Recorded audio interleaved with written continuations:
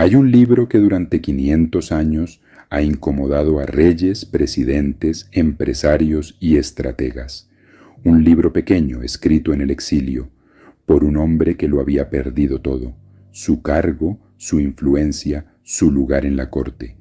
Y sin embargo, precisamente porque lo perdió todo, entendió algo que muy pocos entienden mientras están arriba: cómo se conquista el poder, cómo se conserva y sobre todo, cómo se pierde. Ese libro es El Príncipe, de Nicolás Maquiavelo, y antes de que termine este video, vas a descubrir por qué sigue siendo lectura obligada en universidades de estrategia, en academias militares y en las mesas de directorio de las empresas más grandes del mundo. Quédate hasta el final, porque la última idea de este video es probablemente la más incómoda de todas. Hoy no vamos a hablar de historia por hablar, vamos a hablar de algo mucho más incómodo, porque las personas y las organizaciones que sobreviven no son las más buenas ni las más honestas, sino las que entienden la naturaleza real del poder. Y para eso vamos a usar ejemplos concretos de la historia y de la vida moderna, para que cada idea se te quede grabada. Primera idea: el poder no se hereda, se construye. Maquiavelo distingue entre dos formas de llegar arriba. Está la fortuna, el golpe de suerte, el apellido correcto, el momento histórico favorable. Y está la virtud, entendida no como bondad moral, sino como capacidad, disciplina y astucia para tomar las riendas del propio destino. Piensa en esto. A lo largo de la historia, los linajes reales que dependieron únicamente de la herencia, sin desarrollar habilidad política ni militar propia, terminaron devorados por quienes sí la desarrollaron. Y lo mismo ocurre hoy en las organizaciones. El heredero de una empresa familiar que nunca aprendió a liderar, tarde o temprano pierde el control frente a un gerente que sí construyó competencia real, día tras día, decisión tras decisión. Su mensaje central es incómodo pero honesto. Quien depende solo de la fortuna, cae cuando la fortuna cambia. Quien depende de su propia capacidad, construye algo que puede sostenerse, incluso cuando todo a su alrededor se derrumba. Esto no es solo teoría política del siglo XVI, es sociología pura. En cualquier organización, en cualquier jerarquía humana, sobreviven quienes desarrollan competencia real, no quienes simplemente heredaron una posición. Pregúntate, ¿lo que tienes hoy lo construiste tú o dependes de que las circunstancias sigan siendo favorables? Segunda idea: ser temido es más seguro que ser amado, pero nunca odiado. Esta es quizá la frase más citada y más malinterpretada de la historia del pensamiento político. Maquiavelo no dice que el amor no importe, dice algo más sutil y más verdadero. El amor depende de los demás, del capricho ajeno, de la voluntad de otros hacia ti. El respeto que nace del temor depende de ti mismo, de tus propias decisiones. Piensa en un ejército, un general que solo busca ser querido por sus soldados, que evita imponer disciplina por miedo a perder popularidad, termina con una tropa desordenada que colapsa en el primer momento de crisis. En cambio, un general respetado, con reglas claras y consecuencias reales, mantiene el orden incluso bajo presión extrema. Esa es exactamente la lógica que Maquiavelo describe. En términos sociológicos modernos, esto se traduce en algo que cualquier líder reconoce. La simpatía se puede perder en un segundo, pero la autoridad construida con límites claros y consecuencias reales se sostiene con el tiempo. La advertencia, sin embargo, es crucial y muchas veces se olvida. El temor jamás debe convertirse en odio. El odio genera enemigos que conspiran en silencio, que esperan el momento exacto para derribarte. El temor bien administrado, en cambio, genera respeto y disciplina. La línea entre ambos es exactamente donde se pierde o se conserva el poder. Y como vamos a ver más adelante, esa línea es más delgada de lo que parece. Tercera idea: el zorro y el león. Uno de los pasajes más poderosos del libro compara al gobernante ideal con dos animales: el león, que impone fuerza y decisión, y el zorro, que reconoce las trampas antes de caer en ellas.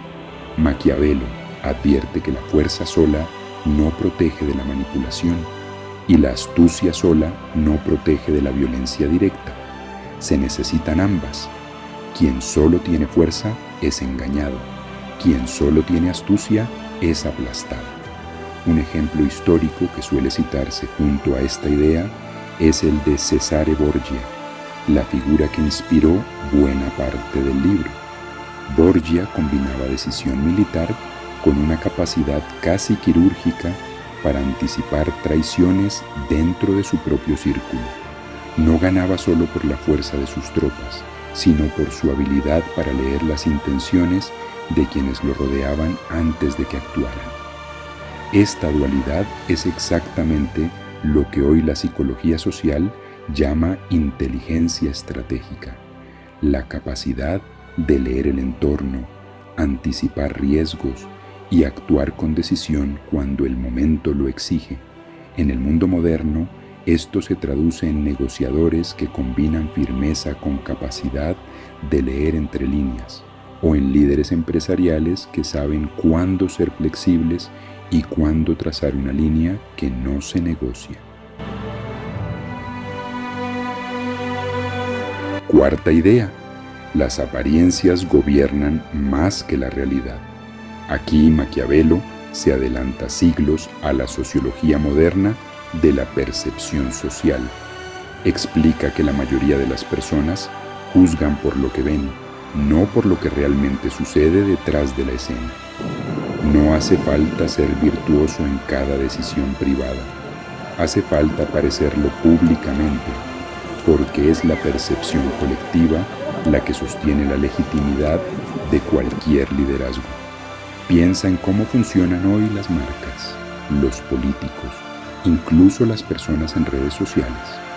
Lo que se construye públicamente, la coherencia visible, la narrativa constante, termina pesando tanto o más que los hechos privados que nadie ve. Esto no es exclusivo del siglo XXI.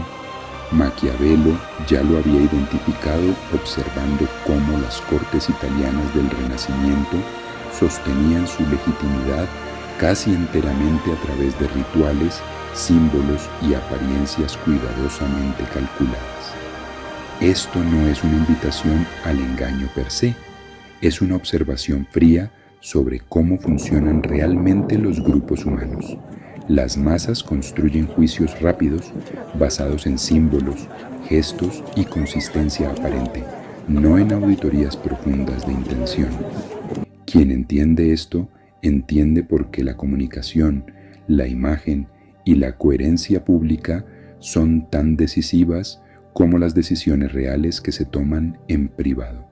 Y quien lo ignora, por más buenas que sean sus intenciones reales, corre el riesgo de perder legitimidad simplemente por no gestionar cómo se le percibe. Quinta idea: el poder se pierde por las mismas causas, siempre. Maquiavelo identifica un patrón que se repite en cada imperio, cada empresa, cada liderazgo que colapsa: la arrogancia después del éxito, la desconexión con quienes te sostienen y la incapacidad de adaptarse cuando cambian las circunstancias. Piensa en cualquier gran caída de la historia, política o empresarial. Casi nunca ocurre por falta de fuerza inicial.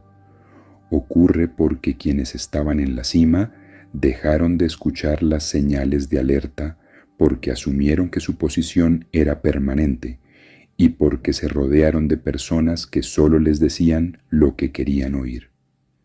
El aislamiento del poder es, según Maquiavelo, uno de los enemigos más peligrosos, porque no se siente como una amenaza hasta que ya es demasiado tarde.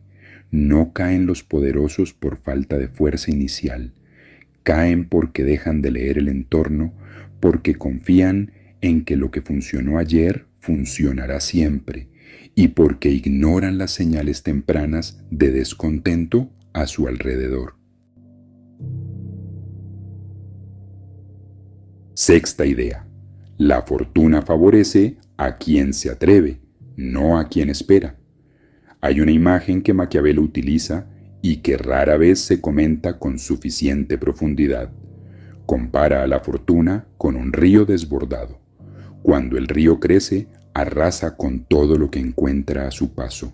Pero quienes construyen diques y canales antes de la tormenta logran controlar parte de esa fuerza, incluso cuando no pueden detenerla por completo. La lección es clara. La preparación anticipada convierte el caos en oportunidad. Quien espera pasivamente a que las condiciones sean perfectas, generalmente pierde frente a quien actuó con decisión mientras aún había incertidumbre. Esta es quizás la idea más motivacional de todo el libro. El poder no le pertenece a quien tiene más certeza, sino a quien tiene el coraje de actuar cuando todavía no hay garantías. El Príncipe no es en el fondo un manual para ser cruel. Es un espejo incómodo sobre cómo funciona realmente el poder entre los seres humanos. La percepción, la estrategia, la adaptación constante y la disciplina para sostener lo que se construye. La pregunta que Maquiavelo nos deja 500 años después no es si estamos de acuerdo con sus métodos. La pregunta es si tenemos el coraje de mirar el poder tal como realmente funciona, en lugar de como nos gustaría que funcionara, porque al final, quien entiende las reglas reales del juego, no necesariamente para dominar a otros, sino para no ser dominado, tiene una ventaja que la ingenuidad jamás podrá ofrecer. Y tú, después de escuchar estas 6 ideas, ¿cuál de ellas ya estás aplicando sin darte cuenta? ¿Y cuál te falta todavía por dominar?